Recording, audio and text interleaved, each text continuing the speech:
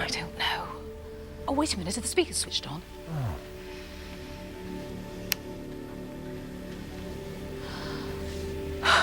Still nothing. Nothing coming through.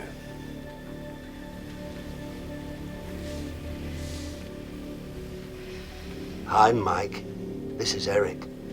Lynn's boyfriend, Eric. And I'm going to make your life a living hell.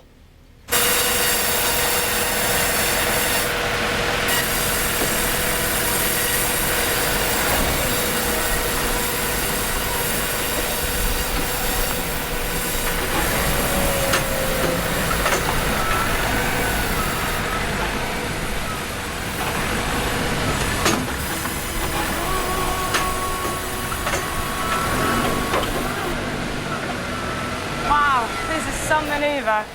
Tell me about it. But surely, if the body is under tons of wood, wouldn't someone have seen him doing it? Well, not if they buried it before the delivery last week. I don't know, maybe she's right. Maybe she's been right all along, you know. Maybe they killed her and hid the body together.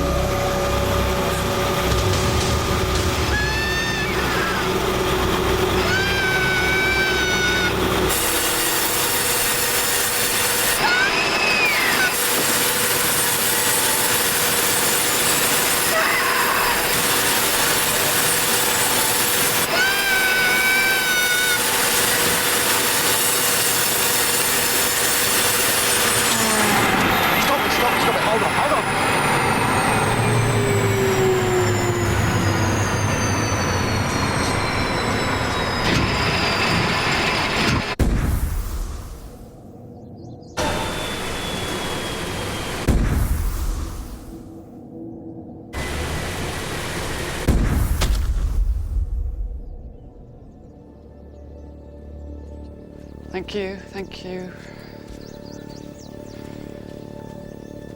Oh, God.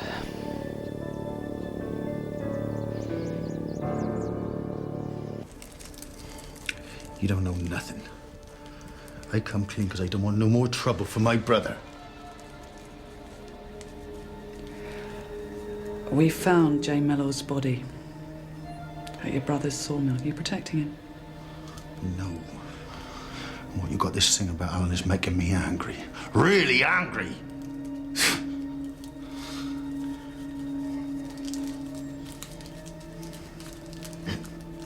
All right.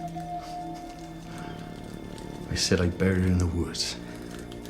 And then I said I dumped her in a pond. Why? Because I didn't want you to find her.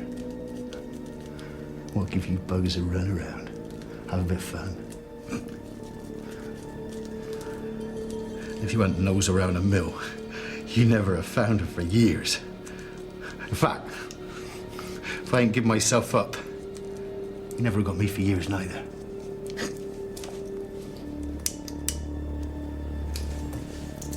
Am I right? Doesn't add up. Why didn't he want us to find the body? I mean, he says he raped her. The autopsy report can neither confirm nor deny that. She did have severe bruising around the neck, though she actually died from the blow to the side of the skull. Cheers. But that was from a weapon, described as a rounded wooden object about 3 inches across. Forensic have sacking fibres. A blanket from Brickman's barn. Plus his confession. Yeah, he did it, Pat. We've got no evidence to suggest Alan Brickman was involved. Gut feeling.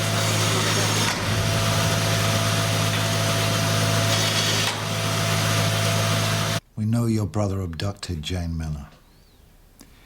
We know he held her captive. Why do you think he killed her? Why are you asking me this? I don't know why he did it.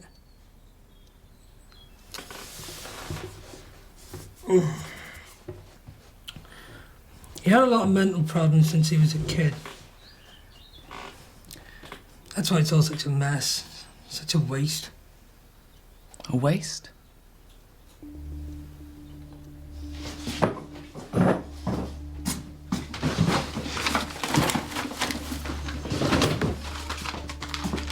When Bob was a kid, he was every bit as talented as Donny. You know, winning competitions, child prodigy. And then when he was about 11 or 12 or 13 or something, he was up for an important scholarship and offered a recording contract with enough money up front for Dad to buy the sawmill. They reckoned he was going to be the next John Williams or something. And then Dad started dragging him off to all these pubs and clubs and showing him off like he was some sort of circus freak. Then it all went wrong. When he got the recording studio, he couldn't play a note. Didn't even go up for the scholarship. Became violent and angry, and him and Dad were punching hell out of each other. It's like something had snapped in his head. Oi! Sit down! Didn't pick up the guitar again until Donny started showing some interest. Why did you encourage Donny after all that Bob had been through? I arranged for everything. I arranged for the lessons like I arranged for everything else. Did your father have to pay back all the money that the record company had given him? Well, he tried to get the money back, but Dad told him to piss off. So who exactly owns the mill? Bob. It's Bob's business, not mine. I work for him. Just help me with something here. You encourage Donny, Bob encourages Donny, so why do you get so angry with Crispin Yates and Jane Mello? It's obvious, isn't it? They're putting pressure on Donny the way Dad did with Bob. Well, they were trying to help. Why do you get violent? It's something she said. What did she say? She said Donny would be better off away from us. And when I told her to get out, she said she was going to report us to the social services. Did Bob hear this? Well, he wasn't in the room. He might have been in the house. He was always in and out. He lives for his boy. Because if social services had become involved... The way Bob is, they would have taken Donny away from us.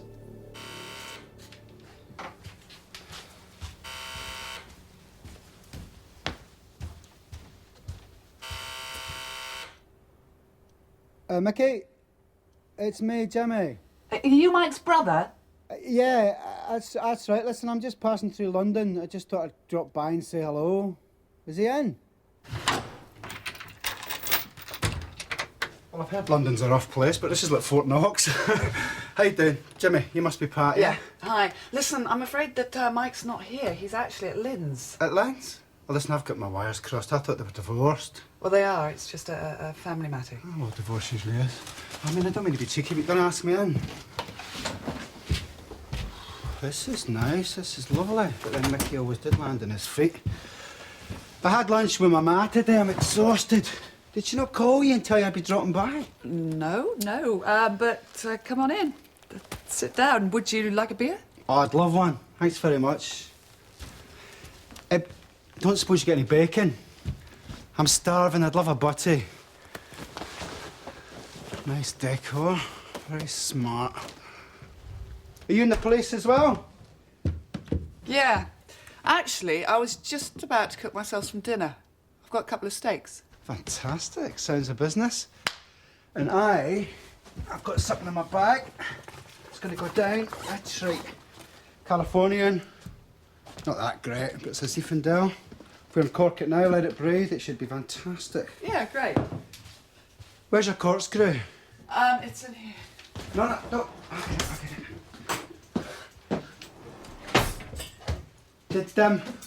Did Mike tell you that I used to run a bar in Christchurch, New Zealand? Called it the British Pub. Oh, really?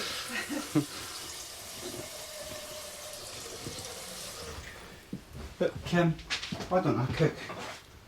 Well, It's no problem. Where's your veg? it's in the fridge. Is that your spices over there? Yeah, you help yourself. And meat? We have meat stock shelf. Okay, you leave it to me. Got quite a reputation. So I've heard. Not just as a cook, eh? Oh, come on, Amy. You've had your 5 minutes. Homework. Come on, Rich.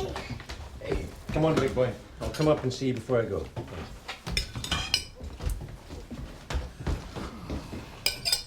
So what's Jimmy doing in London? Oh, on his way to Florida to start a new job. Or so he told Ma. Hey, you know Jimmy.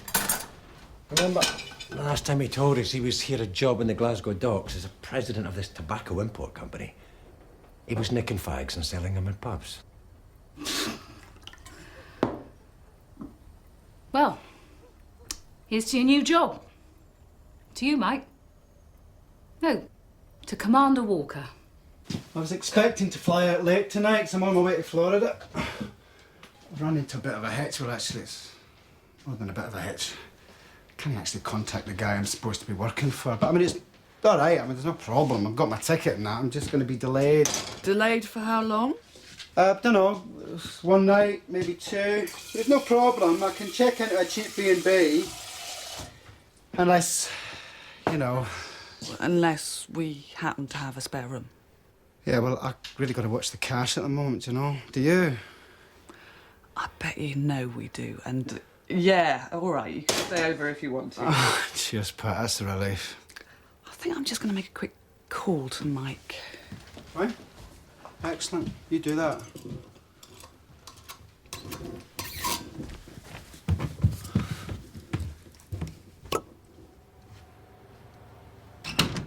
Mike was always my ma's blue-eyed boy. He could do absolutely no wrong. But me, everything I did was wrong. Do you know, when my dad walked out, that was my fault. Anything bad that ever happened was always my fault.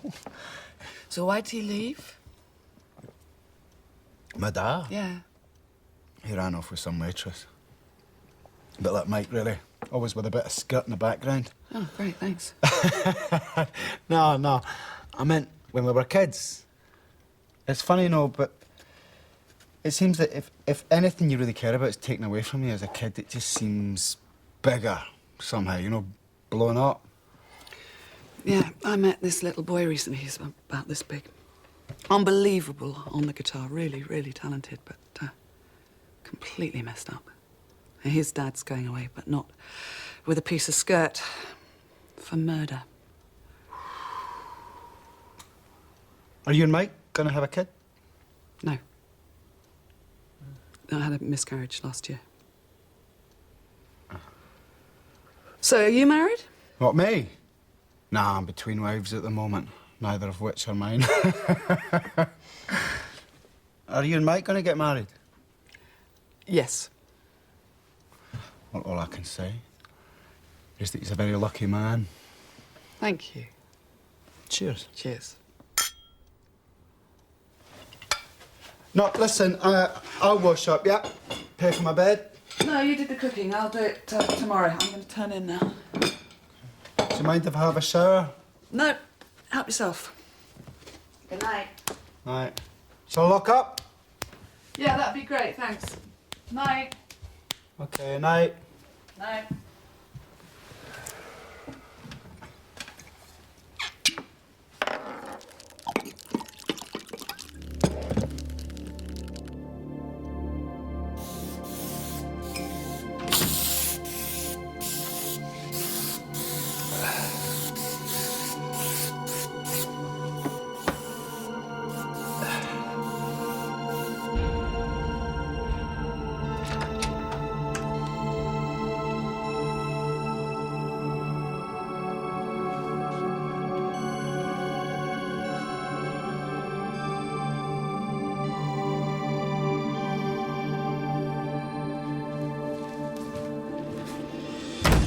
Yeah, look, Pat, you just hold on a minute, will you? Okay, I'll see you later, sweetheart. Have a good day. Bye, Richard. See you later. Hello? What? What? Look, Pat, will you just calm down? Listen, sweetheart, just leave it to me, will you? I said, will you calm down? I will deal with it.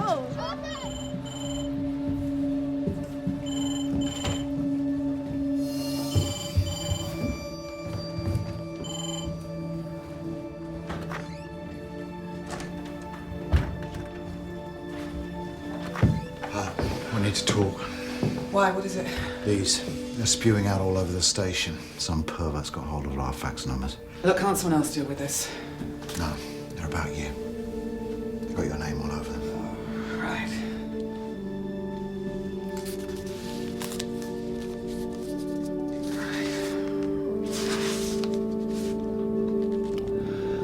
Oh, God. You didn't hear or see anything? I told you nothing. Yeah, I bet you didn't. Thought you were going to Florida. Well, I am. I just ran into a bit of a hitch. Yeah, when did you not run into one? I'm going to go get some clothes and Hey, those are my slippers! All right. Listen, Mike, I don't suppose I could shack up here for a couple of more nights, just to the end of the week. Then I'm going, I promise. What, to Florida?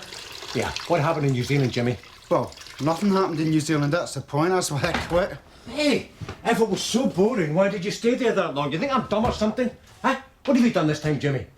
Well, I'll tell you what I've done. I've got a really good job offer, actually, in Florida. That's what I've done.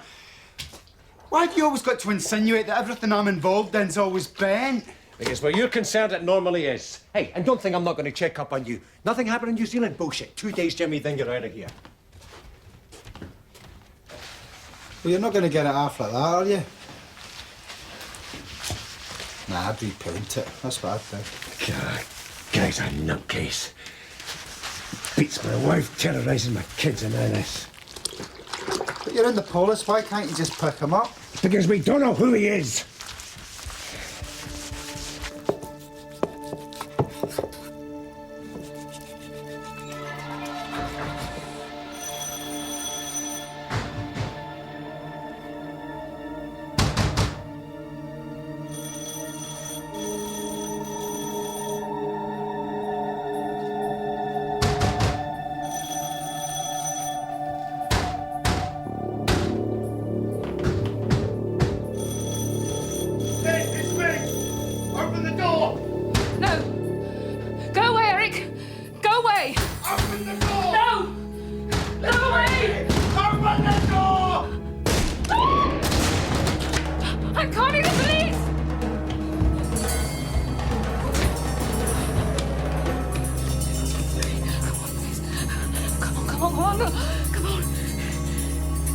Yes, please.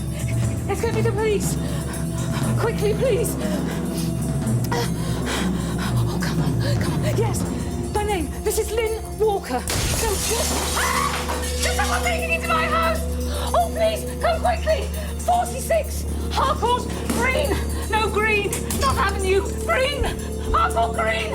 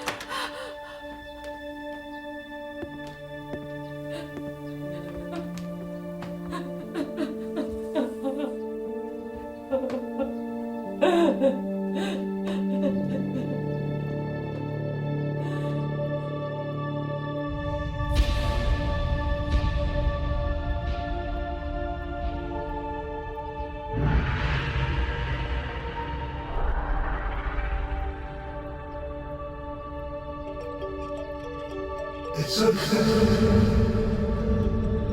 It's okay. It's okay.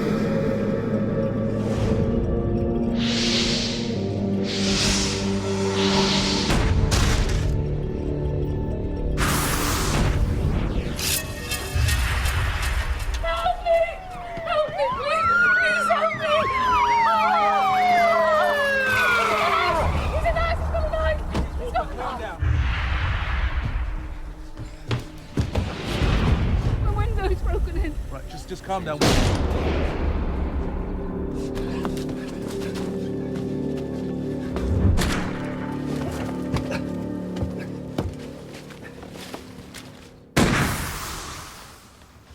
Here we are. They've got a fingerprint match from the knife. Listen to this. Satch, you've nailed the bastard. Eric Fowler. 2 prison terms for aggravated assault. Psych report says he has severe personality disorder and suffered from violent schizophrenia. Mike.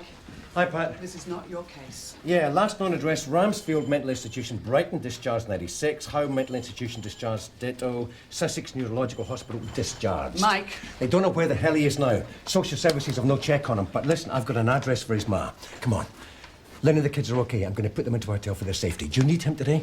Yes, I bloody well do. Look, back off, Mike. There's an officer in charge of this whole Fowler case. Yeah, but you and I both know local plods will not dig shit. I ain't going to waste any more time. I want that bastard off the streets. Are you saying that I don't? Oh, come on, Mike. Look, if you go out like some vigilante, you're going to make a lot of trouble for yourself. Hey, I don't need your advice on this one, guys. I'm taking care of it. These are my kids and my wife.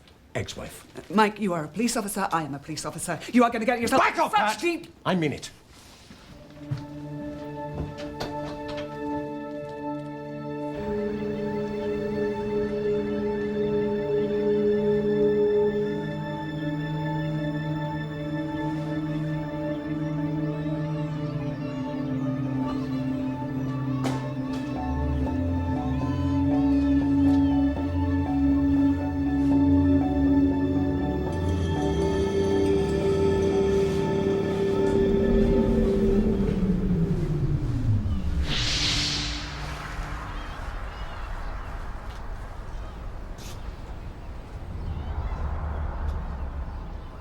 What's he done now? I really need to contact your son, Mrs. Fowler. He's not right in the edge, you know, never was. Where he's gone and done now has nothing to do with me. When did you last see him? Oh, I don't know, he comes and goes. I never know where he is. What do you want him for? The walls, furniture. He's been making threats, Mrs. Fowler. He's getting married. That's what he told me. He's got a new girlfriend, and you've got no right to do that. You expecting him? No, and I don't know where he is. He hasn't been here for a long time. But he's been here recently. This is his, isn't it? In fact, he's living here, Mrs. Fowler. No. And if you lot would just leave him alone, he'd be a sight better off.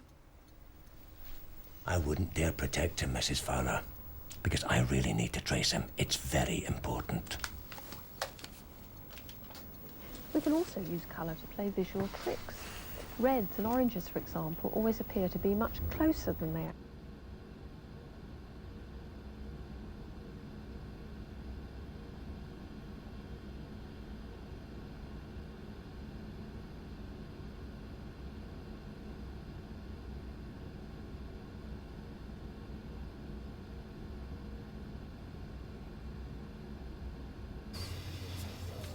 Alan.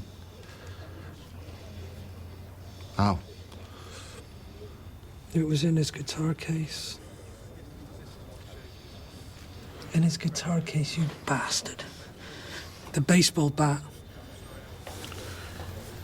You got nothing to worry about, you know? I won't find out nothing from me. You just get rid of the bat. I already did. I burnt it.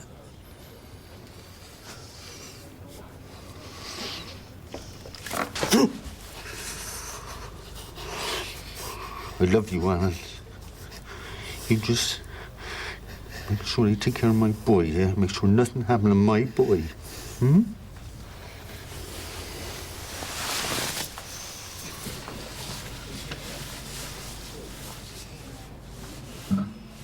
There's something else.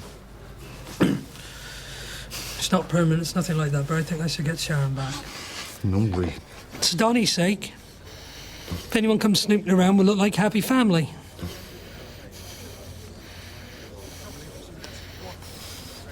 I also need you to countersign some checks. And we still got to get a lawyer to give me power of attorney over the business and custody of Donnie till you get out. Hmm? I'm thinking about it. Yeah, well, after what I've done for you, you better think about it and think about it fast. That was a deal, right?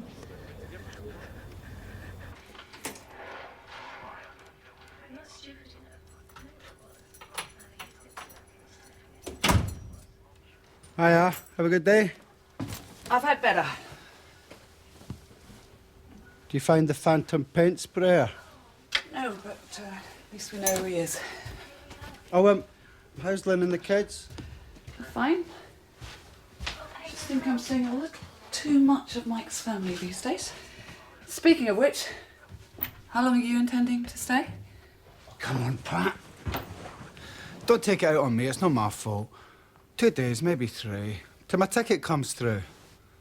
Oh, I thought you had your ticket. I thought there was some problem with the job offer. Oh no, the job's actually sorted. It's the ticket. Where's Mike? He's still at the hotel, staying with his wife and his ex-wife and kids. Oh. So it's just you and me then? Listen, how do you fancy going out for a meal? An Indian, Chinese, my treat. No, I won't actually. I'm a bit tired. You sure? You don't want to cook? Come on, get yourself together. Let's go out. No, really. I'm exhausted. Thanks. Come on, Hang Pat. on, hang on. I'm not taking no for an answer. Book to local curry house, yeah? Half an hour. Come on. Bloody hell.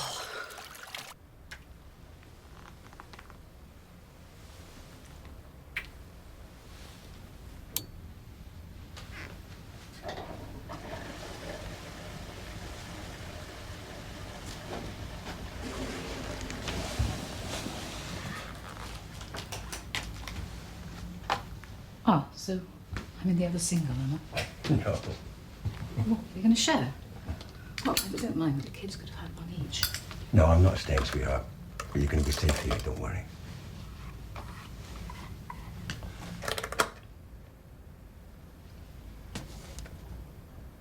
I'll kill the bastard if he ever tries to see you and my kids again. I mean it, Len. I'll kill him. Don't say that. Are you all right? Yeah. Oh, dear. All right in a minute. When you said hot, bloody hell. Sure it wasn't all that lager you drank? Yeah, quite sure. God, take a lot more than that put me under the table. Oh, really? Now, Mike paid for you to go out to New Zealand, didn't he? Did he tell you that? Yeah, said you're in some sort of trouble. Well, let me tell you something about my brother, my big brother. I don't want to badmouth him, but he's a compulsive liar. Always has been. You know what the truth is? He wanted rid of me. Couldn't actually stand the competition. All right, what sort of competition's that then? Well, you name it. It is Mike, innit? Well, it couldn't have bothered him that much. I mean, he hardly ever mentioned you. I'm not Mike's problem. He's his own worst enemy. Anyway, I don't know why you're defending him. What with him playing around? What's that supposed to mean? Oh, come on. He's obviously shacked up with the ex-wife, isn't he? No, I don't like what you're inferring. Excuse me, I'm going to go to bed. Why don't I come with you, eh? And come on, Pat, you've been flirting with me all night. What's stopping you? I didn't tick you off when you walked into the bathroom. Maybe I should have done. But you make one move on me and I will... What are you going to do, eh? There's nobody here. Nobody. Loverboy Mike's off with his nice, cuddly wife. Ah! Oh. You get out of here. You get out of this flat tonight, you hear me? I was only joking. I mean, come on, we both had a bit too much to drink. I'm not joking. I want you out of this flat now, all right? I've got nowhere to go, Pat. Now! Pat, please! Oh, shit! Hello? Hi, Mike, it's me. Pat? What's up? I've had enough, Mike. I've been very, very patient over all this Lynn business, but I'm not going to put up with it anymore. What's the matter? Oh, no. Pat? Oh, no. Pat, what's going on? Hang on a minute. Jimmy! Pat? Jimmy!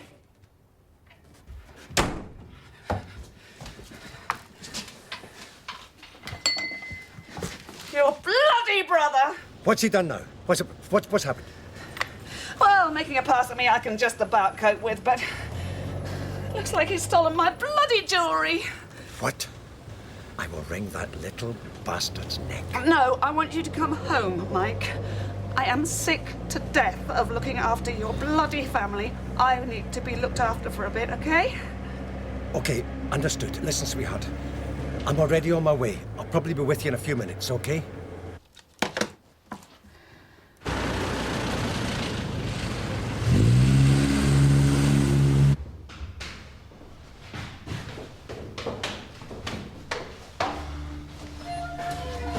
Oi! You wanker!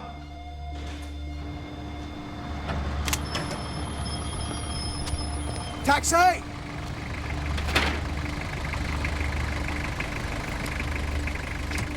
Jeez. Never expected to see you. Cut the crap, Jimmy. We both know what this is about. Thanks, pal. Just hang on a couple of minutes, will you? Listen, I don't know what you're talking about. Really? Give me that Hey! What are you doing? Pass jewelry. What is it? Get out of my bag! Aye! Give it, Jimmy. I want it. No, don't! That's mine! Leave it! Get back! Ah! Jesus, what the hell are you doing with a gun? Look, I can explain. Oh, look, it's no mine. I'm looking after it for a mate. Yeah? It's the truth. No, Jimmy. I don't want to know. I'm really tired and I need to talk to Pat.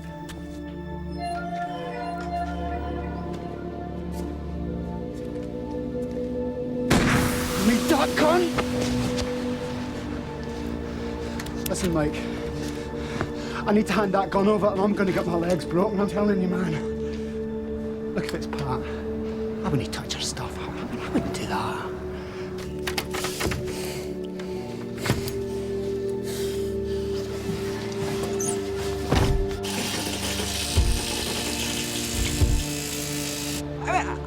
I swear, I'm a man's life. I wouldn't do that.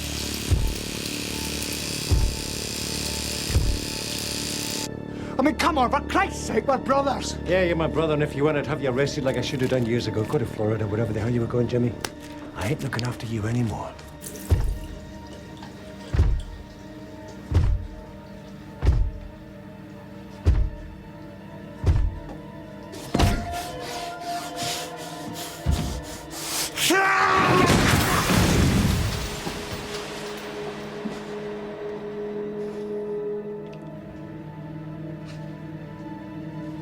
It's after number one. Always number one. And listen, no matter what she tells you, I never touched her. She wanted me.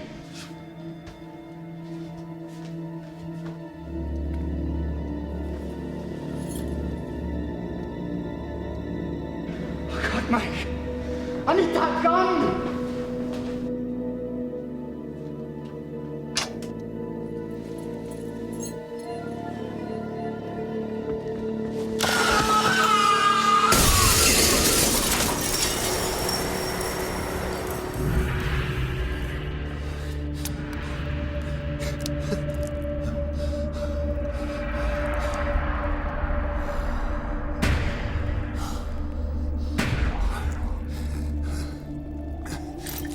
What are you doing?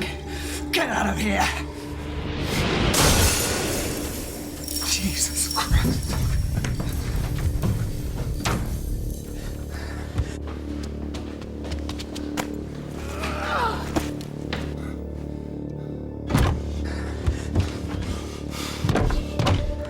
Open up! No!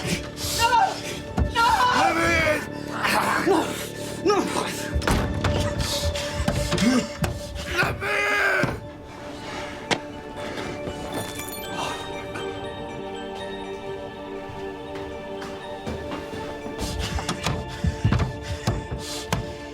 Open the door! Let me! Help me! Somebody! Please! Help me! Somebody! Keep Please! it out! Help me! Help me! Help me! Help me! Somebody! You! Please! Help!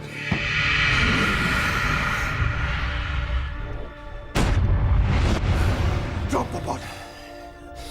Father! You can't hurt me! Stay back! You can't hurt me! Don't come in here, fella. No one can hurt me! Father, drop the bottle! I'm gonna get you! Don't come near me, father. Father, I'm warning you. Drop the bottle, you bastard. Don't come any closer.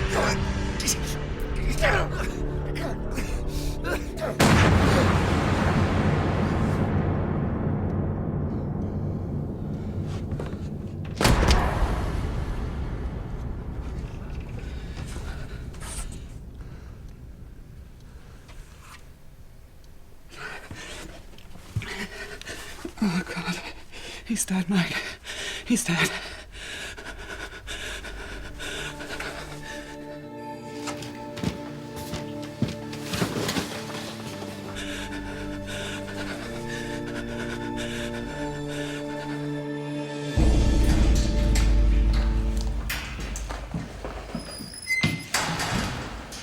Mike, you're in a certain amount of shit here. I'd say right up to your eyebrows. They've got the victim's mother to formally ID him, and she's given a blistering statement about your being at their flat and threatening to kill him. She's bloody lying. It sounds pretty believable, though. I never threatened to kill him. When am I going to find someone around here who believes me? We all believe you, but you can see how they might try to steer it. No accidental firing and no self-defense, because the defendant's armed himself with an illegal gun and shot the man dead. You've got to think clearly. I don't need to think clearly. It was an accident. The thing went off. Bang! How am I supposed to know the damn thing was... Exactly, Mike. You wouldn't expect an imitation firearm to go off. Now, would you? What? Who said anything about an imitation? This is where this takes us, shall we? Now, the last thing you'd expect is your own brother to be carrying a loaded gun, correct? Oh, that shite's capable of carrying anything. Yes, listen to me, Mike. The last thing you'd expect is your own brother staying in your own flat to be carrying a loaded gun. Am I right, or am I right? Yeah, okay, you're Good. right. So, when he tells you it's a toy gun, you believe him, correct? Well, when did he tell me that? I don't remember. Yeah, quite. You've had one hell of a shock. Just give yourself the chance to reconstruct it all so that it all makes sense. A man who thinks he's carrying an imitation firearm is unlikely to have the necessary intent for murder, do you see? Now, if your own brother tells you it's a toy gun, you're going to believe him, aren't you? Of course you are. And no doubt that's why you didn't arrest him. So, what do? The sensible thing, you just take it off him, no fuss, and put it in your pocket. You know what? I'd have done exactly the same thing myself. You've interviewed enough people, you know the form. Just take your time, tell the truth. You'll be all right. I'll be in there with you. Yeah, look, just get me out of here, will you?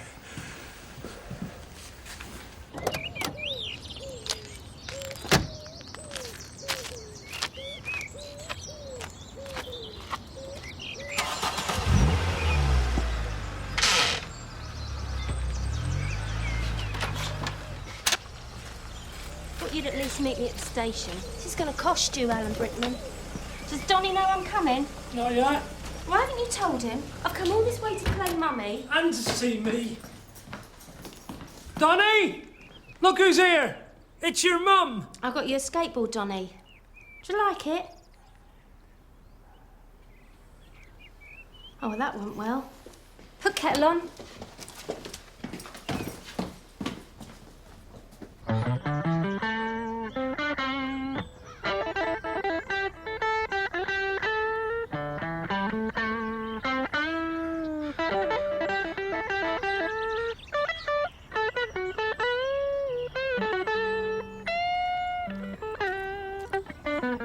Practice makes perfect, you know that, boy. Yeah, you need dedication. So you gotta keep your scales going, yeah? Here's a boy. Gotta do them over and over. Right, I'm shutting up. Now come on, practice, boy. It's your dad, isn't it? For a minute I thought he was in here. Gave me a bit of a turn. Of course he couldn't be, could he? Do you like sausages? Fifth position now, Donnie. I've got sausages for tea. Up and down. Up and down. And then reverse it. Back down in minor, eh? One fret at a time. Do you want them with Fast. chips? Keep it neat. Baked beans? How about baked beans? Back on major A. Remember the C sharp is on the 4th fret. Don't stretch those little fingers of yours, eh? Not to the knife. Teaching you to play, is he? Come on, Donnie. Never played for me. He got a record contract when he was your age, you know. Do you think you'll ever be as good as he was? Better.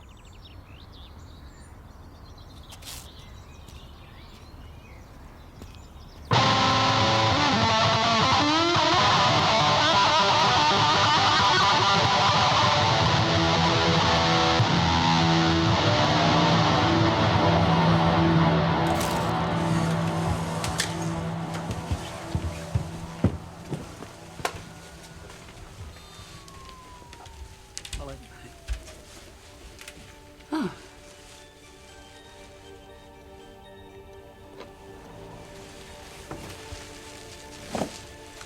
Yeah, look, do us a favour, Brian. Leave us alone for a couple of minutes, will you?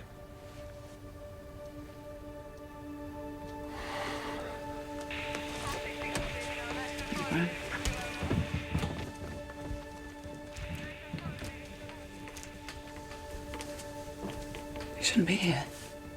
Yeah, I just came to get some things. No, mate, really, you've been charged. I'm the main witness. You shouldn't be here. Yeah, well, I had to leave in a bit of a hurry, if you remember.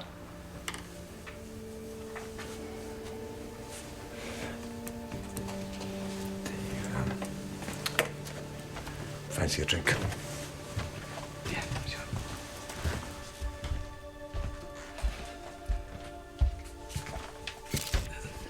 Things okay with Satch? Yeah. Glad you got bail. So am I. Did Jimmy get to the station for you? Yeah, get a statement. Did he say where he got the gun from? No, he clammed up when they asked him that, but he confirmed the events and said he was staying till the trial. I should bloody well hope so. Where's he going to stay? B&B, Paddington. Len offered to let him stay, but... Oh, that would have been very cosy, wouldn't it? Oh, don't start, Pat, please. Well, they could have gone to the trial together. I'm hoping our statement's going to be enough and she won't have to go to court. I don't want her being put through that. What do you mean you don't like her being put through that? I mean, it's that stupidity that got us into this mess. She's going to have a nervous breakdown if she's under any more pressure. I just won't do it to her. No, of course you won't do it to her. And don't give me this use the bother of my kids' routine because it's beginning to make me puke. Drop it, Pat. I mean it. I really do not want to talk about Len, okay? Okay, right. That means I can't, does it? I mean, where am I supposed to be in all this, mate? We're supposed to be getting married, aren't we? I have got to give evidence, haven't I? You don't seem to be at all worried about what this might be doing to me. Yeah, you're just worried about your bloody career. No, of course I'm not, but you're saying it hasn't affected yours. You know as well as I do this has ruined any chance you had of making commander. You think I don't bloody know it? Do you think I don't know it? It's all right, we're fine, really.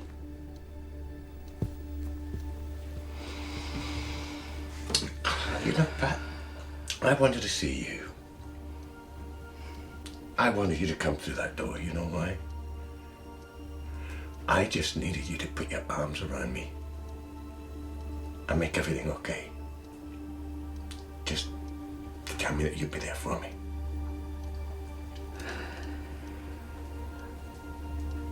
I am here for you. And I'll be there for you at the court as well. Yeah.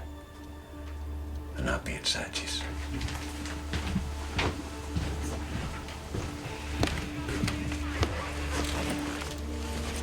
Thanks, sir.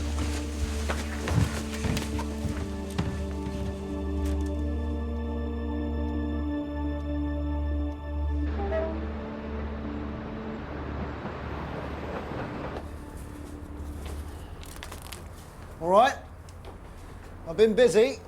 Took some wrapping in the right places. But anyway, I've got chicken tikka masala, biryani, pilau rice, a couple of poppadoms. You okay? This is what I found out. That brother of yours is in some deep shit, Mike. If he hadn't scarpered out of New Zealand, he would have been arrested for dealing in heroin.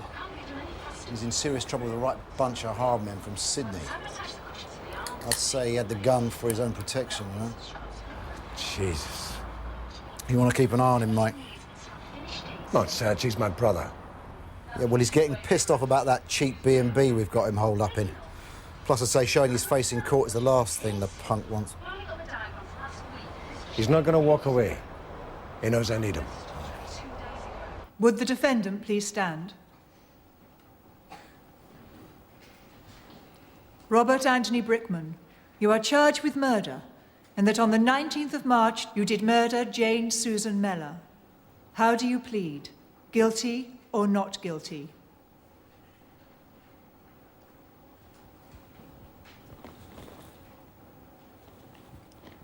Guilty. Guilty. Detective Inspector North. We just wanted to thank you for finding the person who did this to Jane. Well, it would have helped if you two had been a bit more forthcoming about where you were the day she was killed. We were together. We'd already lost Jane. We didn't want to lose anything else. Look, I really don't want to know. Nobody else needs to know about us, do they? Mr. Yates, no one cares. The case is closed. What you do in your private life is absolutely none of my business. You have no right to talk to us like that. It may be none of your business, but from the first moment you came to my house, I tried to explain. I was honest with you. No, not entirely, you weren't. I allowed my daughter to be traumatized all over again when you requested taking her back to where her mother was kidnapped. I even agreed, against my better judgment, against my instincts as a father. When you asked for Tara to identify Jane's killer, Now listen, you'll Mr. let Mellor. me finish. Not once did you have any compassion. Well, at least I've learned one thing. My personal life is my own, and I will never be frightened by what other people think.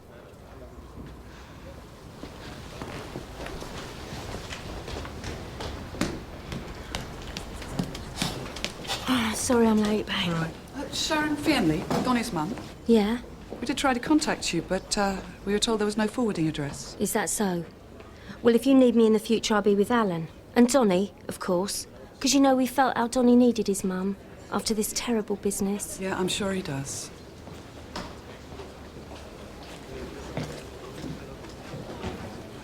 Unbelievable. 1 minute he's telling us she's a cheap gold-digging tart, and the next minute he's asking her to move in. Well, so what? I mean, so what? You know, Alan Brickman gets his cheap bit of skirt. She gets what she wants. James Miller and Crispin get to play happy families in the closet. Every relationship is dysfunctional, Pat. You, above all people, should know that.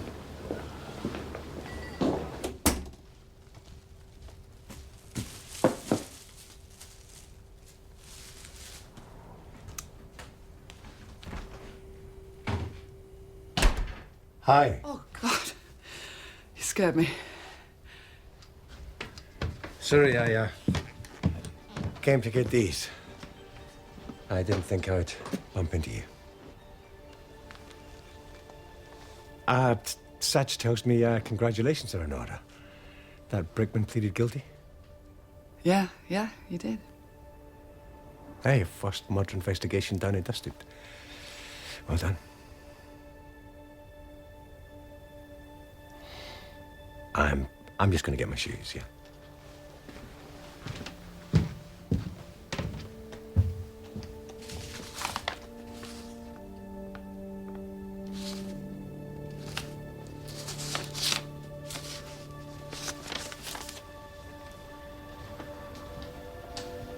Mike?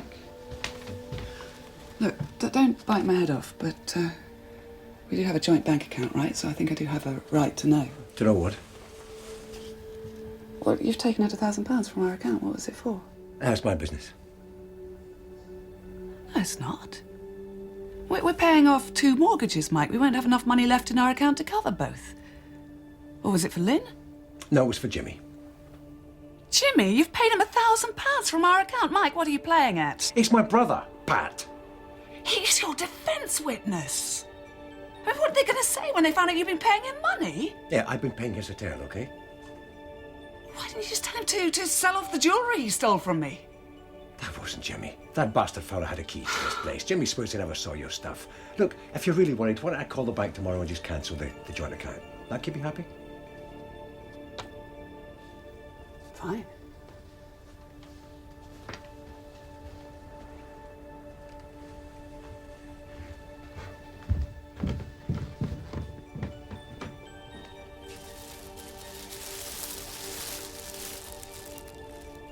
Let's face it.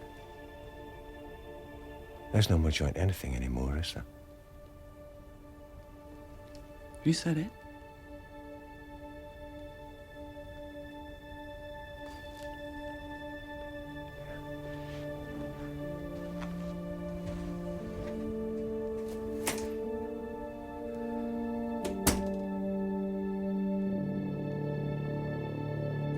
What renders this case of murder particularly unusual is that at the time of the shooting, Michael Walker was, and indeed still is, a senior police officer with the rank of Detective Chief Superintendent.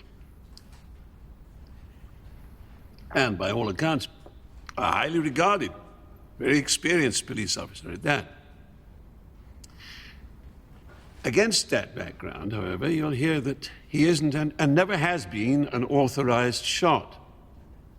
That's a police officer with the specialist training required to be issued with a firearm whilst on duty. No gun had been issued to Detective Chief Superintendent Walker in the course of his duties. And the firearm in question, a Luger pistol, was in any event not of the type which the Metropolitan Police Force issues to officers. So, quite apart from the circumstances in which this gun came to be fired, you'll be concerned, no doubt, as to how this gun came to be in the possession of Michael Walker at all.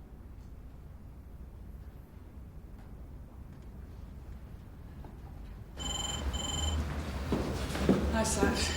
Hold on. Bloody traffic. Has it started? Yeah, they've just gone in. Oh, shit. I was hoping to catch him before he went in. How is he? Is he okay? Not really. You know, he needs a bit of TLC right now, Pat. Yeah, I do know. You know, I'd go in there now if I wasn't giving evidence. Hi, Lynn. Sorry about that. It's Satch. Look, Mike's in court today, and I just wondered if you were going to show him? At about 11:30 that night, Eric Fowler went to the defendant's flat in Barnes, shouting, trying to gain entry, disturbing Detective Inspector North and the 2 children who were staying there. You'll hear from her details of his bizarre behaviour. It must indeed have been terrifying, particularly in the dead of night. She alerted the local police, timed at 11:36 p.m., and contacted Michael Walker by telephone shortly thereafter. You'll hear the evidence of a computer analyst that at 12:14 on the following day, that's Wednesday the 26th of March, Michael and Lynn Walker used Lynn's home computer to enter the chat room, sensualsingles.co.uk, where Lynn first met Fowler. Michael Walker pretended to be Lynn, and eventually they made contact with Eric Fowler, whose response was, "Hi, Mike. I'm Eric, Lynn's boyfriend, Eric. And I'm going to make your life a living hell."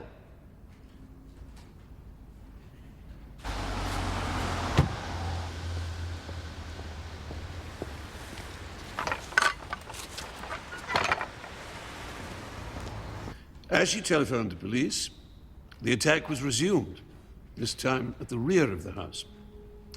And the man whom Lynn Walker has confirmed in her statement she knew as Eric Knowles broke in through a side window and on photograph 5 and photograph 6. He attacked Lynn Walker in her kitchen and then chased after her holding a kitchen knife as she escaped via the front door. Fingerprint examination of that knife revealed 2 clear prints, and computer identification produced an exact match to one Eric Fowler, aged 42. I should tell you that following this attack on Lynn Walker with a knife, an officer was assigned to investigate the case, Detective Sergeant Babington. Any unilateral actions taken by Michael Walker outside of Detective Sergeant Babington's inquiry would be unofficial and contrary to good and proper police practice, however understandable they might be. Nevertheless, that Thursday evening, at about 5 o'clock, you'll hear that Michael Walker visited the address of Mrs. Fowler, Fowler's mother, in East London, looking for her son. And Mrs. Fowler will tell you that Michael Walker made a threat to kill her son when he found him, and then left. If that's what he said, was it a case of an unfortunate choice of words in the light of such traumatic events? Or, as the Crown suggests, did he mean it? I think you should be in court. Mike needs all our support right now. No, I can't. It wasn't my idea not to give evidence. It was Mike's. What? I'd be under oath, you see. I might say things I shouldn't. Like what? Like... I'll kill the bastard if he ever tries to see you and my kids again. I mean it, Len. I'll kill him. He said it over and over. Oh, come on, he just said it in anger. We all say that. He didn't mean it. He wasn't angry, Satch. That's what frightened me. He was so calm. When did he say this? That night. The night Eric died.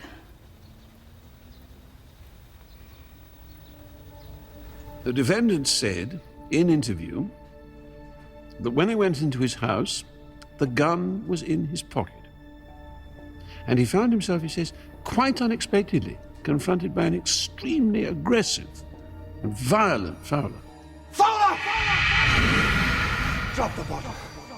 He says that he instinctively produced the gun from his pocket in order to hold Fowler at bay. Don't come near me, Father. I'm warning you. You can't hurt me. Keep back! Keep back! The burden is upon us, the prosecution, to prove every element in the case against this defendant, and in particular two vital elements. Firstly, that the shooting of Fowler was not an accident, but a deliberate act. And secondly, that it was not an act committed in lawful self-defense. You may think that the defendant's account of how he came to be in possession of that gun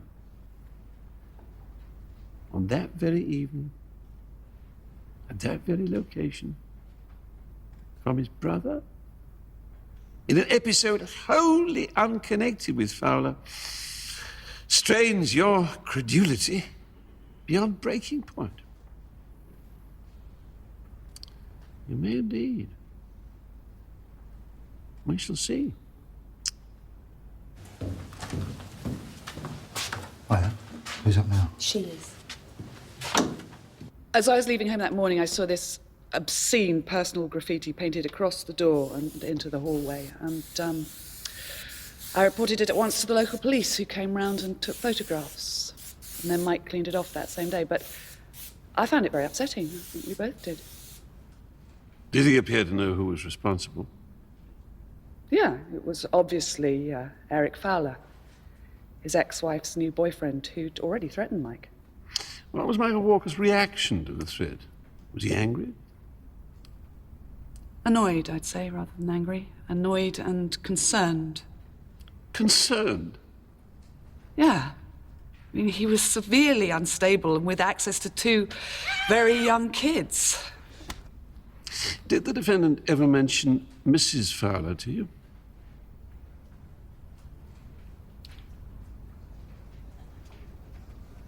Detective Inspector? Listen to this. Satch, you've nailed the bastard. Eric Fowler. Yes, he did, yes. He said he was going to visit her. He was going to visit her? As an active police officer? Back up, Pat! I mean it. He wanted to locate Eric Fowler so that the local police could arrest him, but there was no way that Mike himself wanted to be involved in the making of that arrest. Did you hear any warning shouted by the defendant before you heard the shot? I was barricaded behind the bedroom door, and it was very hard to hear, but yeah, I did hear him shout to Fowler to put down the bottle. Drop the bottle! Put down the bottle. Just there. Yeah, I think he swore at him, called him a bastard. Put down the bottle, you bastard. Yeah, something like that. And you must understand, I was very, very frightened, and it was very hard to hear anything. But yeah, then I heard the shot. Okay. So, between put down the bottle, you bastard, and the shot, what sort of time gap would you say there was? That was very quick, I would say, a matter of seconds. And then I managed to open the bedroom door, and there was Mike standing looking very shaken. And my first thought was that he'd been shot. You thought he'd been shot? Yeah, I mean, Mike doesn't carry a firearm. Could Detective Inspector North be given the photograph album? Which one? Yep. Photograph number 10 in the main album, my lord. So we see the top of the stairs, the landing, and your blood-stained bedroom door at the back of the hall. Hmm?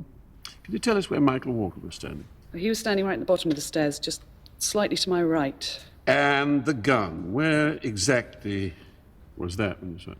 Now, the gun was lying on the floor between Mike and the deceased. Mm-hmm. Did you do anything with the gun? No, my first thought was to go and check if Eric Fowler was alive. So I went over, tried to find a pulse, but he was already dead. He's dead, Mike. And the bottle, where did you see that? The bottle was lying in the same position as on photograph 11. So what happened then? Then Mike asked me to call the local station, which I did, and to get an ambulance, which I also did. Do you know James Walker, Michael Walker's brother? Yes, I'd met him a couple of days earlier when he turned up on our doorstep from New Zealand. And when did you see him last? It was that same evening, about 8 o'clock. Just A few minutes before the attack started. Did he say where he was going? He was on his way to the airport. I think he was off to Florida. Did you ever see him with a gun at any time? No.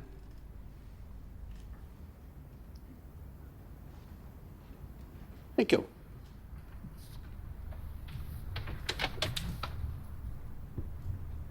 I would just like to say that Michael Walker is a tough, experienced, extremely brave police officer, and his method of dealing with the Fowlers of this world would never, never be to take the law into his own hands, neither as a police officer nor as a man. Thank you, Detective Inspector North. Thank you. I just wanted to say that.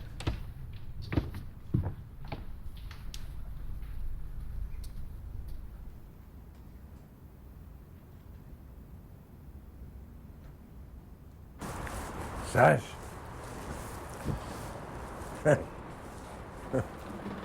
Hey, guess what? Top brass upstairs have decided it would be inappropriate to make me commander right now. Yeah, I should have expected it. What does Pat say? She doesn't know. Yeah, well, she was there for you today, though, mate. I mean, she was there for you. Yeah. Got one over on that Rylands right at the end there.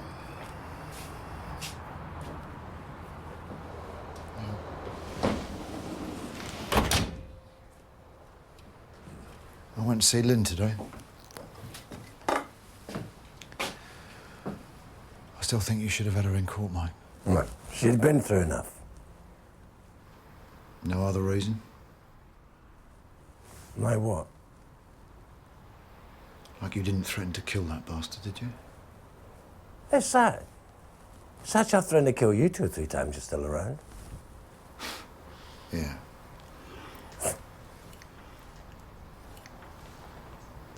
Yeah. I'm off to bed. Huh? Well, you got another big day tomorrow, yeah?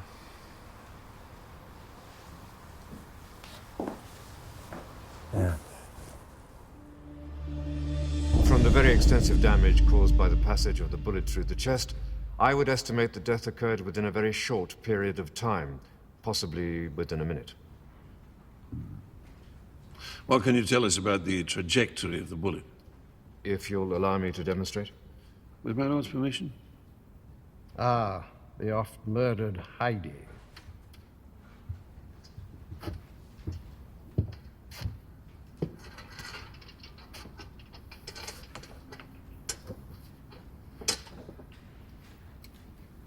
I considered the entry wound here, and the position where the bullet came to rest here, and the track of the bullet between those 2 locations. The bullet finished just to the right of the midline of the body, and in a position slightly higher within the body than the entry wound. Now, that suggests that the shot was fired with the gun pointing about 30 degrees above the horizontal and perhaps 20 degrees off-center to the left as the shot is fired. The 2 parties were close together and they were facing each other. Fowler, you're finished.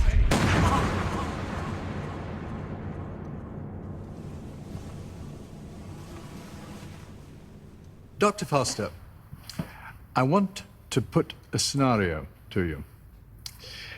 Now, suppose the following position, as described by Detective Chief Superintendent Walker in his interview. You were provided with his statement to the police, were you not? Yes. Good. Now, the defendant held a gun in front of him. I am the defendant, pointing at Eric Fowler, that is the esteemed Mr. Tully, standing less than a meter away, thus.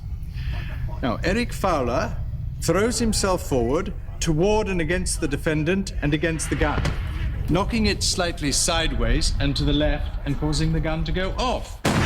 Now, would this be consistent with what you have told us about the proximity of the shot, the direction and elevation of the shot? Thank you, Mr. Tully, you may sit down. And about the known positions of Detective Chief Superintendent Walker and the deceased Fowler? Yes, it would be consistent. Thank you, Doctor. Major Giddings, it's just to confirm, you've stated that this gun's fitted with a safety catch, so that whoever used the gun would have had to make two distinct actions.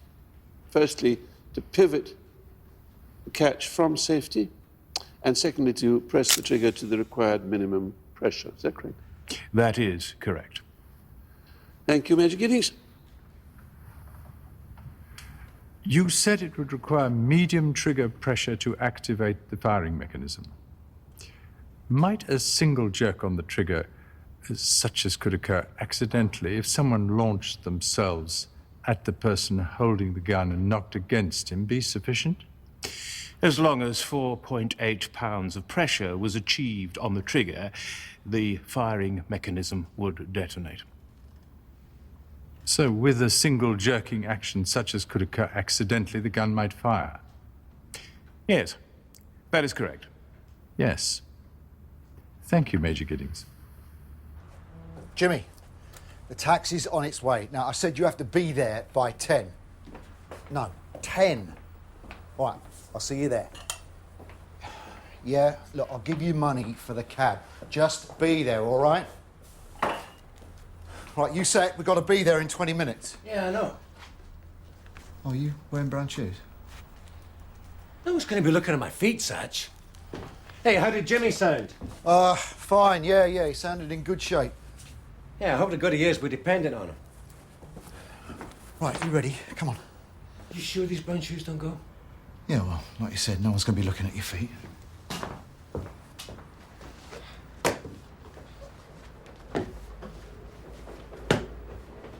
I swear by Almighty God that the evidence I shall give shall be the truth, the whole truth, and nothing but the truth.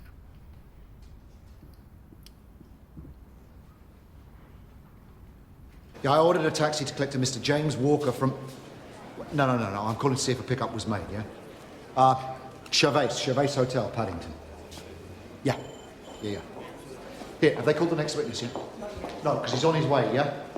I know as an officer, I should have checked whether or not the gun was real. I know if I'd found it was, I should have made it safe and arrested my brother. I know all these things. But you admit that you didn't do any of them?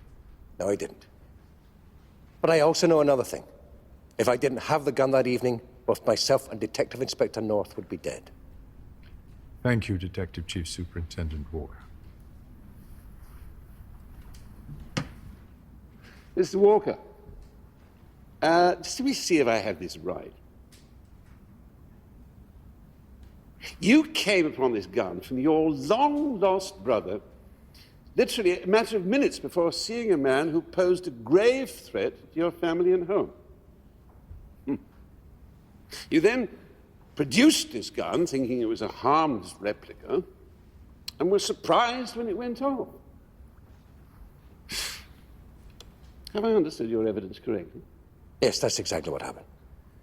Clearly, Fowler thought it was a harmless replica as well, judging by the way he took no notice of it and just threw it. So you didn't throw yourself at him. He threw himself at you, causing the gun to go off.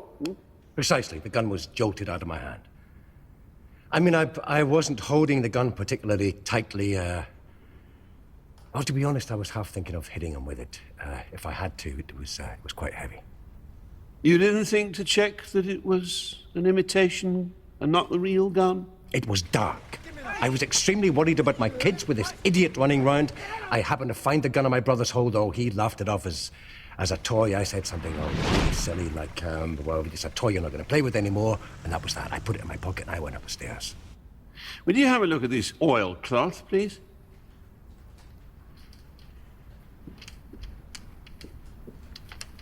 You've seen guns wrapped in oilcloth like this before, haven't you? Yes, I have. But have you ever, in your 25 years as a police officer, ever seen an imitation weapon wrapped in oilcloth like that? People who carry contraband don't like the fingerprints or traceable fibers found on any weapons, and that goes for imitation guns. But an oilcloth?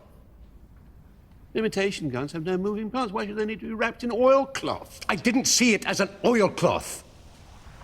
I saw saw it as a piece of material wrapping a gun. There's nothing wrong with your sense of smell, is there? No. That reeks of gun oil. Do have a smell, will you?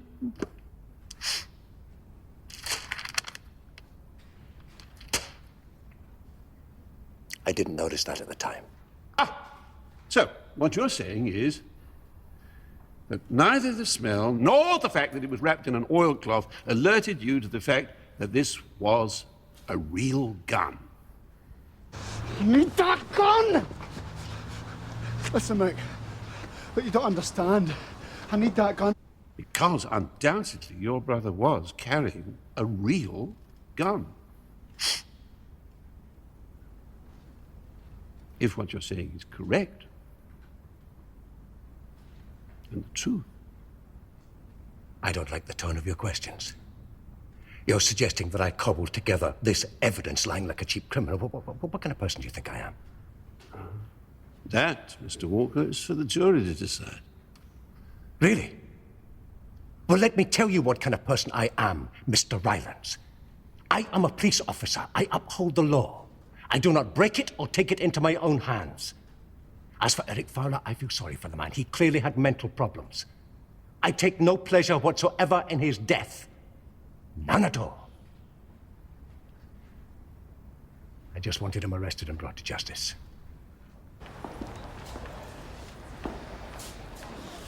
Jimmy, where the bloody hell have you been? The taxi picked you up at 10. Do you know what time it is? Oh, just give me a break, will you? I'm here. Where are you? Upstairs, come on. Now, you are not going to screw this up for Mike. No way. See, I know your game, Jimmy. I know who you were dealing with in New Zealand and who's chasing your sorry arse all the way from Sydney. You know nothing, absolutely nothing. And if the boot was on the other foot, do you really think that Mike would have stayed holed up in that stinking hotel for as long as I have? Oh, I don't think so. Come on, he paid for it and you didn't have anywhere else to go. Do you really think we fell for all that bullshit about some job in Florida? See, I know about the gun, Jimmy. I know, and you better come clean about it. Or what? What are you going to do, Satch, eh? Don't make threats you can't keep. Okay? James Walker, please. Be with you in a minute, love. And listen, I'm going to be there for him. You can rely on that.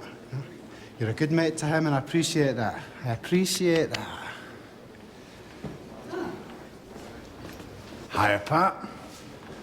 Long time no see, eh? Great. You got him here. Yeah, what's up? Mike's still giving evidence. Where are you going? Back to the station? What? Why? I thought we'd wrapped up Brickman. No, we haven't wrapped up Brickman. He's not yet been sentenced, but it's not that anyway. I'll have to see Chief Superintendent Bradley. Oh, yeah? Yeah? I'd give it one. Would you? Mr. Walker, please. Come on, love. Oh, and Satch. I'd get front row seats if I were you. It's going to be good. It's going to be great.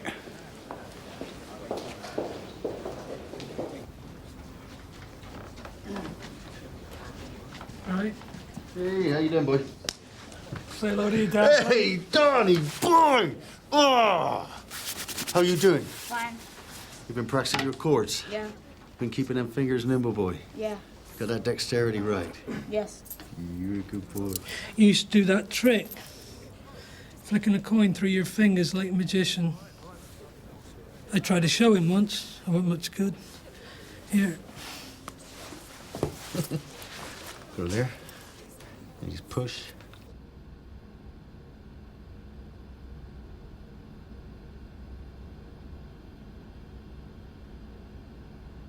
Over, over. Push up, push up, push over. Catch. Which hand? None. No. Here. You get yourself a Mars bar or a Coke or something like that, yeah? Al, you want something? No. Go on. Hey, Donnie boy. Shawcross told you how long you were gonna get yet? Yeah. I see a different head shrinker every day. Sane or insane's looking at 12 to 15 years. But it don't matter. It's over. You got nothing to worry about, boy. Told you it was gonna be all right, didn't I? Yeah, we ain't got no more trouble from that social services neither. So you can kick that slag out. You're shagging her again, aren't you? No. I should have no trouble kicking her out then. Have you got in touch with your lawyers yet? Yeah. I'll get all the papers to you. Give you legal guardianship on Donnie, power of attorney on the business. But not forever. What? That's the plan, boy. You're gonna look after Donnie, stay in the house, run the business, and you get all the profits up until when he's 18. And then I'm giving it all to him. Hand the whole thing over to him. You've no right to do that. I'm the one that's built that business up my whole life. You don't want me to suddenly remember who helped me bury her now, do you? I'm the one you come running to after you snatched her from the woods, me! It's all right. It's all right.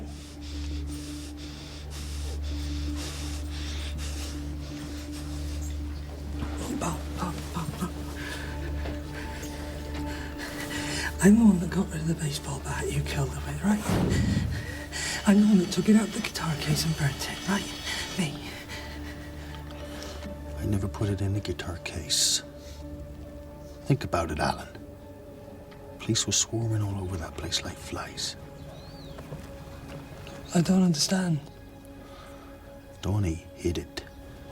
And he took it to school so they couldn't find it. Oh, God, Bob, you've got your own son involved in protecting you now. No, Alan. I'm protecting him.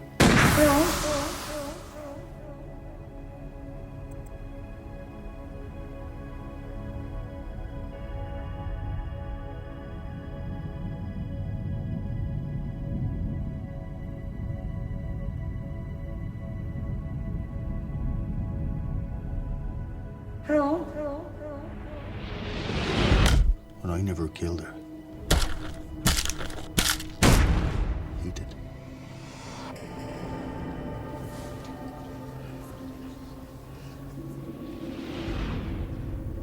You were the younger brother of Michael Walker, and you were staying with him and his fiancée in his flat in Barnes from March the 26th this year?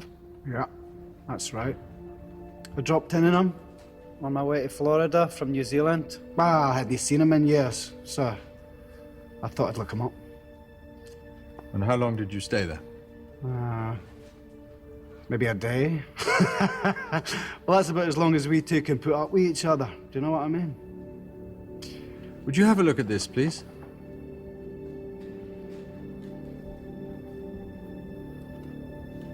Have you seen that gun before?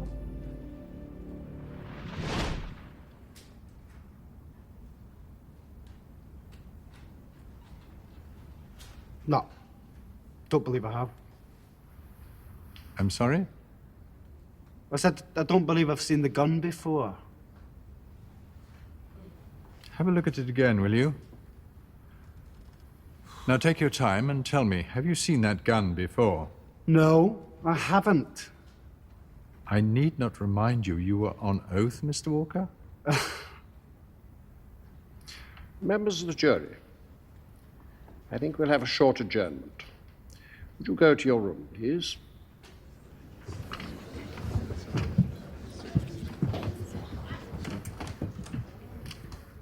Mr. Walker, would you wait outside, please? As I say to all witnesses, please don't discuss the case.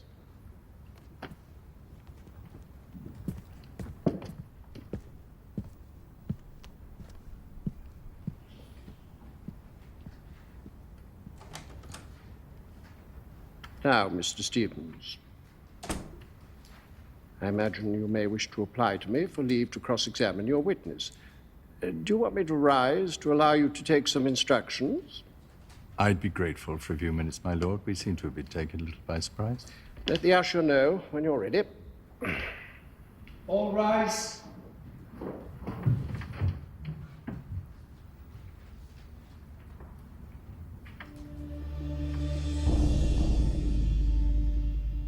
At the risk of stating the obvious, the little shit's gone bent on us. Yeah, let me talk to him. Can I just talk to him? You know that's not possible, Mr. Walker. Our only option is to apply to treat him as a hostile witness. That allows me to cross-examine him on the statement he made to the police. I just need 2 minutes with him. No, you can't. I need to know why your own brother is doing this. I mean, he must understand how crucial his evidence is, surely? Of course the bastard understands. I've been protecting him all of his life. You know, these things can end up working for our advantage. We may yet come up smelling of roses. I take it you've got his signed statement confirming that what he told the police is true. Certainly have. Well, thank God for that, at least. Proper Section 9 statement. Signed and witnessed. So, is this sudden cowardice on his part, not wanting to face the consequences of possessing that gun, or is it something more sinister? I mean, it looks on the face of it as if he's seen the opportunity to do you down and grabbed it with both hands. Do we really not know why he had the gun in the first place? No, just like I told you, he said he was delivering it to someone. Nothing more than that, eh? No. Well, we'll just have to try to destroy the little beggar. Courage, dear boy, into battle. Tell me, are you fond of your brother? What kind of question's that? Well, are you? Well, yeah, of course I am. So fond that you're prepared to lie for him? I don't follow. Well, just have a look at this witness statement you made to the police. You made a similar one to your brother's solicitors, didn't you? Yeah. Yeah, that's right. So are these statements true, or are they a pack of lies? Actually, they're a pack of lies. So why make them? Because that's what he asked me to say. He said it would be all right. I mean, he was really desperate. He kept on saying that his whole life, his whole career depended on me. So I agreed. But to be quite honest, I really didn't think much about it at the time. You agreed to tell lies, is that what you're saying? To make a false witness statement? So what has suddenly changed today? Well, telling lies to the police, that's easy enough. I really don't get on too well with them. Well, you can't always trust them, can you? But coming here, to court, in a witness box, telling a shed full of lies on oath, well, that's a wee bit different, isn't it? I just couldn't go through with it. You know, I did warn them, but... Oh, you warned him? You warned him of what? That you were going to have an attack of conscience when you got near the witness box? Is that what you warned him? I did warn him. You're just making this up as you go along, aren't you? Making it up? Listen, I didn't want to come here. They had to threaten me with a summons to get me in. Oh, they had to threaten you with a summons to bring you to court to help your own brother. They had to force you here. And I suggest the reason you didn't want to come to court was because you were worried about possessing that gun, loaded with hollow point bullets, were you not? That's rubbish. There wasn't any gun. Or perhaps you were worried not so much about possessing it, but about not possessing it, about losing it, hmm? I need that gun! Was someone after you because of that gun? Is that why you wanted to get abroad? Are you deaf or something? I keep on telling you, there was no gun. I don't have to listen to this bollocks! Mr. Walker, I'd advise you to temper your comments whilst you're in the witness box. Thank you, my lord. You said you didn't like the police. Did you mean the police in this country or New Zealand, or both? Look, I just don't get on with the police. Full stop, okay? And that would include your brother. I take it he's a police officer and a very good one at that. Does that bother you? Well, why should it? Well, you're not jealous, are you? You're not bitter and jealous of his success and your own failure in life. Jealous? Listen, mate, he's the one in the dock, you know, not me. Jealous. You told the police the truth for once in your life, or as much of the truth as you dared, and now you're reverting to form, lashing out at your own brother to settle what you see as old scores. That's rubbish. Can I have the gun again, please?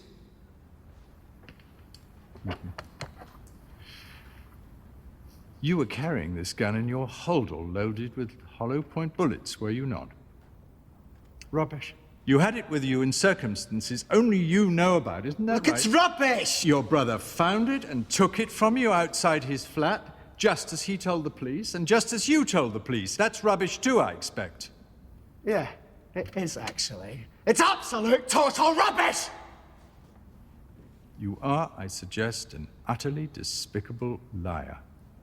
Look, I understand that this will put a lot of pressure on you. It is a difficult case and, well, given your present circumstances. But I need to work hard at the moment, sir, really. The busier the better. Good. Well, I'm glad you made the decision. Thank you, sir. So much of the defendant's argument rested, did it not, on the errant brother lasting the course. Loyalty took him so far, but asked to come into court and stick by this wholly fantastical story, he simply couldn't do it. No, he had not seen the gun before. There is, in a murder trial, place neither for sympathy nor prejudice. There is place only for cool, dispassionate weighing of evidence heard. Your task is not to judge this experienced, high-flying officer on what he did during his career to date. Impressive as that no doubt has been. But on what he did during the night of Thursday, March the 27th. It may be tempting to conclude that the person responsible for these attacks received what he deserved, maybe. But each of you knows that taking the law into one's own hands can never be justified in a civilized society. On the evidence you have heard, there is really only one verdict which you can reach. And that is guilty.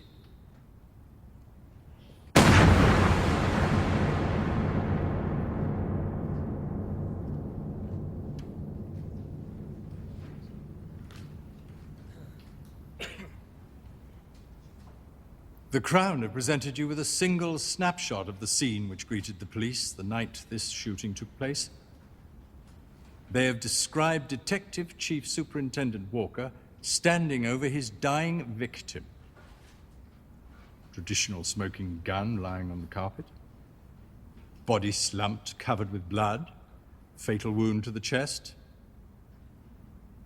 The Crown have built their entire case around this snapshot, pointing to it and saying Michael Walker had the motive, he had the killer weapon, a clear case of murder.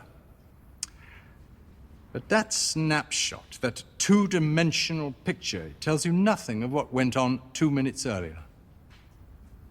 Tells you nothing of what was going on 5 minutes before out in the street with Detective Chief Superintendent Walker's brother. It tells you nothing of what really happened that evening. Above all, it tells you nothing of the people involved. On the one hand, you have a dangerously unstable man who had attacked Lynn Walker on more than one occasion, the last time with a kitchen knife, and who had transferred his murderous rage to Pat North when covered in his own blood. He had threatened her with a broken bottle.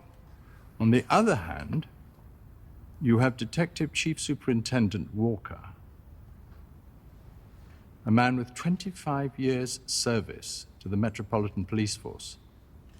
25 years dedicated to upholding the law.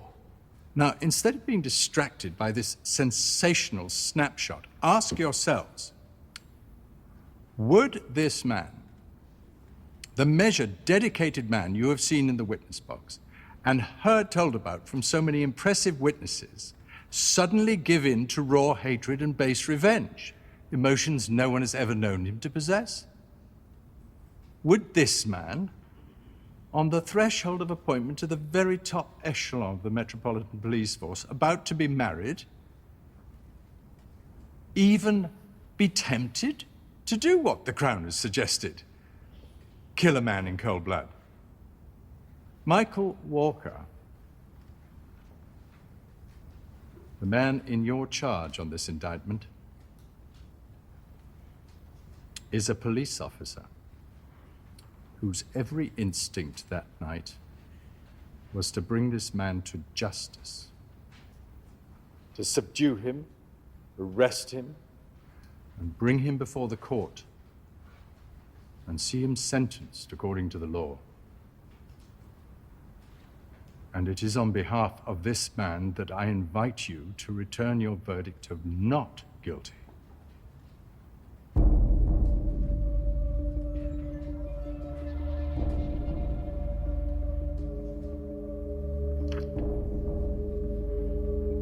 Would the foreman please stand? Madam Foreman, please answer this question, yes or no. Members of the jury, have you reached a verdict on which you are all agreed? Yes. Do you find the defendant, Michael Walker, guilty or not guilty of murder?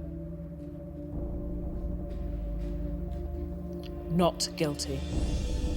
You find him not guilty, and that is the verdict of you all. It is. Thank you.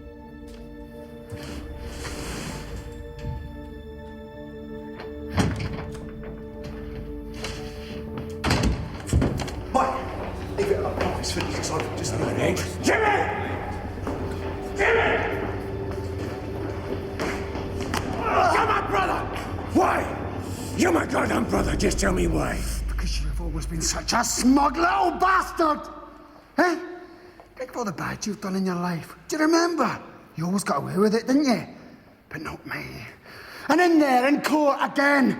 You're a lucky bastard, Mike. You're a loser, Jimmy. You're nothing but a loser. Thank you, Mike. It's over, Jimmy. It's over. Mike! Go on! Just walk away! Walk away, you always did! What are you looking at?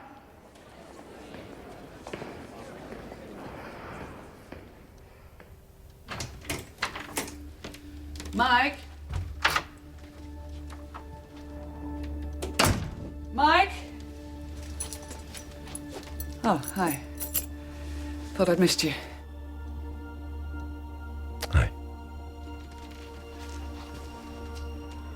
I'm all packed up.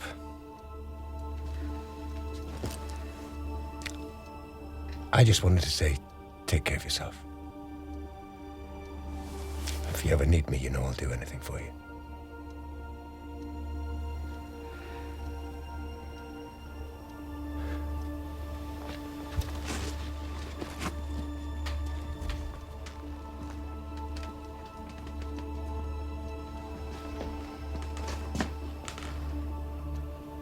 Thank you for what you did in court.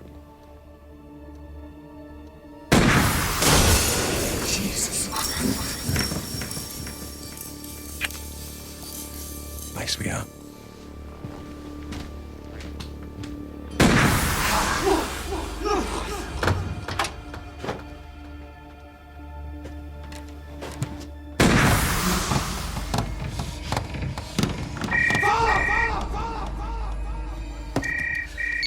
Hello, Pat North. Oh, yes, hello, sir. Yes, I was just about to get back to you. I've earmarked the team, sir. Drop the bottle! Don't come in here! Drop the bottle! Put the bottle down, you bastard! Not help me! You scumfather! You'll never get near my wife and kids again! I promise you! I promise you! No, Mike, no! It's finished. Yeah, you're finished.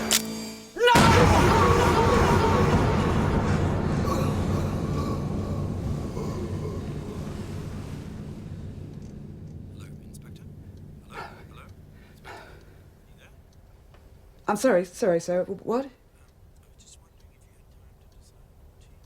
Yes, of course, sir. I'd like DC Lisa West, DC Doug Collins. I think most of the team that were on the Brickman case.